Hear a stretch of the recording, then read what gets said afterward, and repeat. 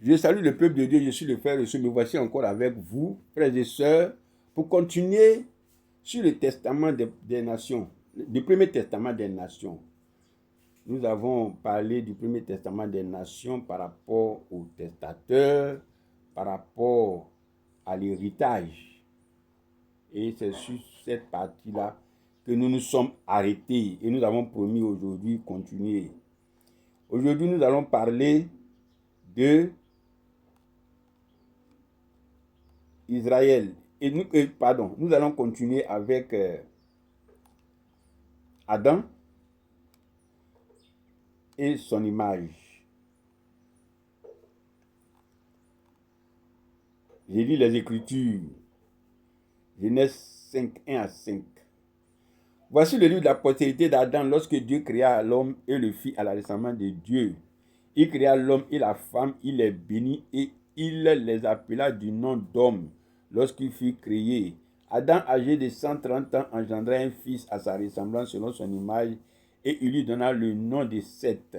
Les jours d'Adam après la naissance de Seth furent de 800 ans et il engendra des fils et des filles. Tous les jours qu'Adam vécut furent de 930 ans, puis il mourut. Amen. Donc Adam engendra un fils à sa ressemblance, selon son image, et il lui donna le nom de Seth. Or, les Écritures disent que Dieu créa l'homme, il le fit à la ressemblance de Dieu, il créa l'homme et la femme, il les bénit, et il les appela du nom d'homme lorsqu'il fut créé. Ce fut Adam et Ève. Mais l'Écriture continue pour nous dire qu'Adam, à son tour, engendre un fils à sa ressemblance et selon son image, et il lui donne le nom de Seth. En conséquence, nous pouvons comprendre que Adam est sorti de la ressemblance et de l'image de Dieu pour une autre ressemblance et une autre image. C'est simplement le genre animal. Point. Un testament est composé d'un héritage, des héritiers comme nous avons dit, et de la mort du sacrifice du testateur. Nous avons parlé tantôt du testateur. Maintenant, nous allons parler de l'héritage. L'héritage est composé de deux sortes d'héritage, c'est-à-dire l'héritage de l'animal, du sacrifice, et puis l'héritage de l'éternel Dieu, du moins de l'héritage du diable. Voilà. C'est-à-dire la terre qui est maudite. La loi permissive selon le diable et l'esprit du diable, qui est le mauvais esprit. Voici ce dont l'homme des nations va hériter. En effet, dans Genèse 3, verset 17, l'Éternel dit à l'homme, puisque tu as écouté la voix de ta femme et que tu as mangé de l'arbre au sujet duquel je t'avais donné cet ordre, tu n'en mangeras point, le sol sera maudit à cause de toi. Et c'est à force de peine que tu en tireras ta nourriture tous les jours de ta vie. Amen. Donc l'homme va hériter d'une terre maudite. La loi permissive. Genèse 3, verset 24. Et l'Éternel, Dieu, chassa l'homme du jardin pour qu'il cultivât la terre d'où il avait été pris. C'est ainsi qu'il chassa Adam, il mit à l'orient du jardin les chérubins qui agitent une épée flamboyante pour garder le chemin de l'arbre. L'Éternel chasse, amen, l'Éternel Dieu le chassa, c'est-à-dire Adam, pour qu'il cultivât la terre.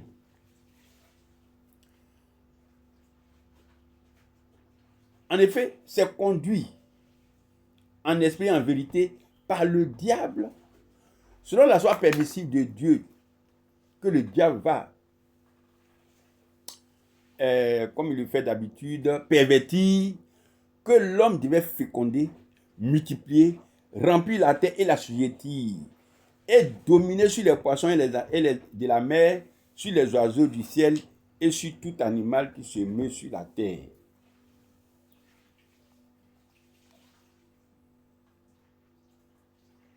C'est pourquoi, dans Actes des Apôtres, il est écrit dans Acte 14, verset 16, ce Dieu, dans les âges passés, a laissé toutes les nations sur leur propre foi.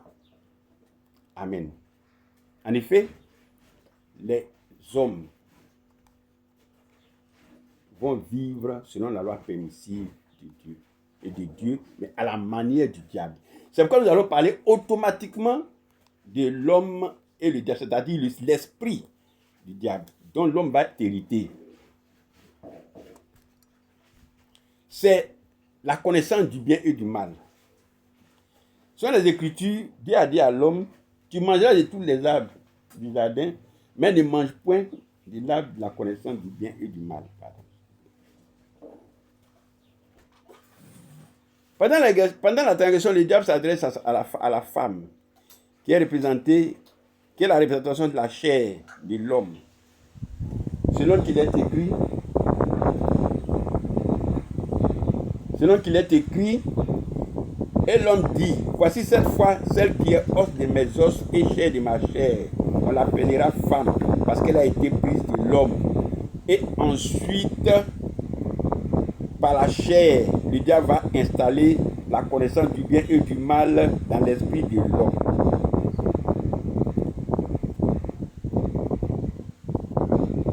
Après le jugement, l'Éternel Dieu profère des malédictions dans lesquelles il livre la chair au diable. L'Éternel Dieu dit au serpent, puisque tu as fait cela, tu seras maudit entre tout le bétail, entre tous les animaux des champs, tu marcheras sur ton ventre et tu mangeras de la poussière tous les jours de ta vie. En disant tu mangeras de la poussière tous les jours de ta vie, l'Éternel Dieu de manière officielle livre la chair de l'homme au diable, permettant ainsi au diable de conduire l'homme en toutes choses. C'est pourquoi nous pouvons dire avec aisance que Dieu a livré l'homme au diable et lui a permis de vivre selon lui-même ses propres foi. Voici l'héritage de l'homme, du monde, de l'homme des nations. Nous comprenons pourquoi les hommes se sont donné les lois qui leur sied et des lois selon Dieu.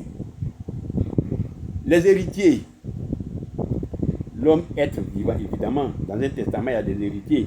Quels sont ceux qui vont hériter de cet héritage-là?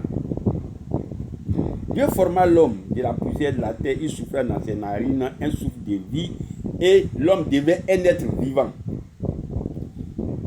C'est cet homme être vivant, corruptible, qui, à ce stade de sa formation au plan existentiel, était semblable aux végétaux et aux animaux. Tout d'abord, en tant qu'un être, il est spirituel et naturel. Ensuite, en tant qu'être vivant, il est capable de procréation, de respiration, de production de déchets et autres. Concernant la corruptibilité de l'homme, il peut être corrompu, mais aussi il peut être incorruptible. Voici l'homme être vivant que la loi de Dieu appelle à recueillir la succession des dispositions du règne animal. 2 points, les usages, les coutumes et les traditions des animaux. Frères et sœurs, ces choses-là nous permettent de comprendre pourquoi l'Éternel, le Seigneur disait à Israël, vous remplacez la loi de Dieu par vos coutumes et cela ne lui plaisait pas. Voici les raisons. Les coutumes tuent les vocations. En effet, les traditions, au lieu de nous pousser, comme le Saint-Esprit, à aller de l'avant, nous ramènent en arrière tout en nous mettant en phase avec nos ancêtres, nos anciens et tous ceux qui ont pu poser des actes tant irréplacibles qu'intéressants. C'est pourquoi nous devons revoir nos coutumes. Nous devons revoir nos traditions afin de nous projeter par le Saint-Esprit en avant, dans l'Esprit de Dieu. La mort du testateur. Il y a eu 2 testateurs, j'ai parlé tantôt du testateur, c'est-à-dire l'animal du sacrifice, et le diable. L'animal est mort. Donc, sa part d'héritage prend toute sa force. C'est l'animal du sacrifice dont la mort tient lieu des moyens de validation du testament et qui donne toute la force nécessaire au testament de manifester son contenu et surtout d'éteindre toute tentative de contestation. Dans le cas présent, le testateur condamne les dispositions du règne animal dans la chair pour la rendre favorable au diable, rendant ainsi toute loi sans force. Mais concernant le diable, c'est son esprit que l'homme va garder. Ce n'est pas que le diable aussi doit mourir, mais il y aura simplement un changement d'appellation. Et cela, nous en parlerons ultérieurement. Frères et sœurs, voici ici la conclusion du Premier Testament des Nations. Le Premier Testament des Nations concerne l'homme animal qui a la connaissance du bien et du mal, qui donne la mort, qui a pour territoire la terre, qui est maudite, qui a pour loi la loi permissive de Dieu par rapport, et selon le diable, c'est par tout cela que l'homme est livré au diable. Le testament des nations présente le testateur qui est l'animal du sacrifice en son esprit et en son corps. Les héritiers seront les hommes animaux selon les différents corps de toutes les espèces animales et leurs différents esprits.